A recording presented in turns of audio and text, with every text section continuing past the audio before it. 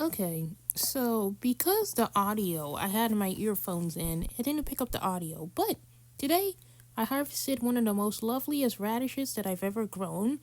I wasn't expecting it to grow this well. I had sown this radish back in like September, I believe, of last year.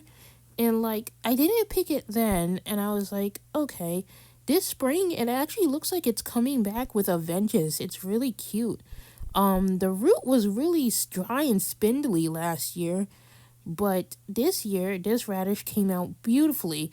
So it seems like in this soil, radishes take a while. So right now, this radish has been washed. I washed it as well as I could. I didn't use that part of the root.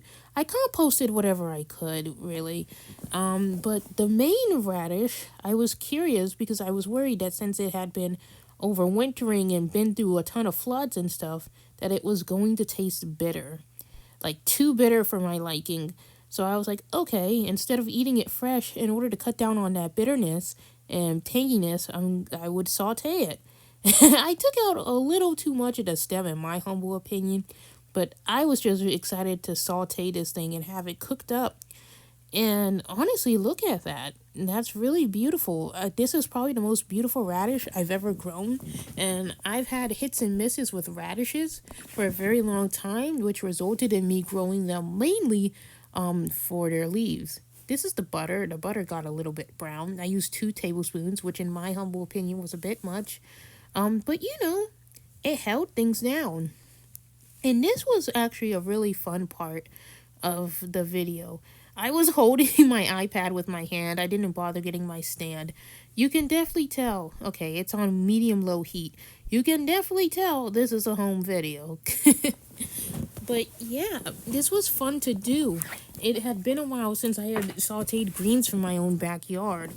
So I enjoyed doing this part of the process. And when you saute greens, you throw a bunch in there and you expect them to go somewhere or to last a while, but they always simmer down. And this is the part where I decided on, oh, that's kombucha and sourdough starter, by the way. This was the part where I decided to add some seasonings, and I kept it simple. I kept it to pepper and I kept it to turmeric. And the turmeric was supposed to add a nice bit of color to that. But yeah, oh, there it is. See, that's lovely. I think I reduced the heat a little bit before this. So I can't lie, it's been a very long time since I've made a gardening video. So much of my time was focused on fundraising, and then I just realized that I couldn't mentally do that anymore. I feel really guilty about it, but there's not much else I can do. I reduced the heat. Oh, I think this is when I decided I wanted to add honey because the butter was already salted. That's beautiful. Okay. That's actually a nice place. I put it on top of the plate. Not the most hygienic choice, but it was still a decent choice one nonetheless. So, about the honey I'm about to add, this is antioxidant honey. You normally put red onions in a jar of honey and you're supposed to do it for 24 hours, but I added ginger and fresh turmeric, and fresh garlic that I poked holes in, and I actually let mine ferment with the red onion and all that other stuff for about a week. So this got plenty of antioxidants, and I blended it and I strained the honey, all of the stuff out of that. Okay, so that's about done. I think this is the part where I start stirring in the honey, and the radishes are already looking translucent. So all of this stuff looks nice. See, look, it's simmered down. I probably could have cut this a bit earlier, but whatever. The greens are cooked. That's what matters. The greens are cooked. Look at that. Look at how they took on the color of the turmeric, even though they're translucent, and they're slightly subtly browned, which is really impressive and pretty to look at. Okay, so we're done here. And now it's time for plating. Nothing fancy. I was deciding how I was going to plate this. I decided to just plate it on the stove. And I did say that I would probably clean the stove. Maybe I will, maybe I won't. There we go. I had to clean the plate first. That's what the problem was. That napkin will not go to waste. I will use it to clean my face later, believe it or not. There we go. That's gorgeous. Surprisingly gorgeous. I did not want any of that butter to go to waste. But yeah, look at how nice and browned that is. Okay, here we go. The taste test. That's beautiful.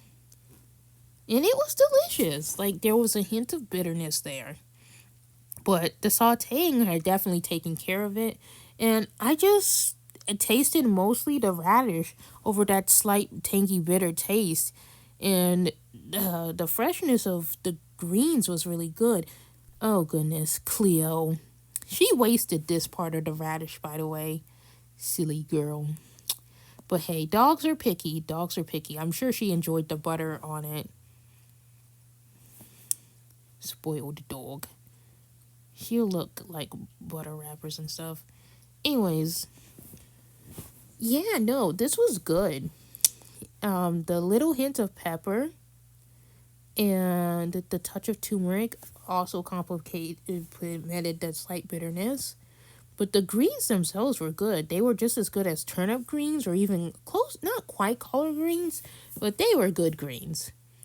Like, I was used to growing radishes for the greens. That's what it was. And I think the reason why this radish did so well is because aside from being grown in a container and not in the in-ground zone, it was also well fertilized with organic fertilizer, compost. So this was me sharing my final thoughts, and obviously that didn't record because of the earbuds. But I was saying how I really, really missed it gardening, and I get why people say grow your own food. The taste is really good, and you just have the satisfaction of knowing that you can grow food for yourself or for your neighbors, or donate a few herbs to your local food bank. I really want to figure out how to do that. But even if you can't do that, it's good to grow your own food and eat the stuff that's made by your own hand. It's like God's gift to yourself, I guess. It's delicious and it makes you feel better, and it's healthy for you. So this is just me saying how I'm going to lock in on this, and I'm going to see what I can do this year. And after the tomatoes pass, because I dug up a patch in my backyard, I'll seed it with plenty of radishes and stuff and see what we can get out of that. So, yeah. I am really proud of myself for this. Hopefully I get an opportunity to do it again. And I just want to say thank you so much for watching. If this really boring video about me eating a radish that I grew, I know that it's not really anything special, but I appreciate your time, and I hope you have a blessed evening. Good night. God bless.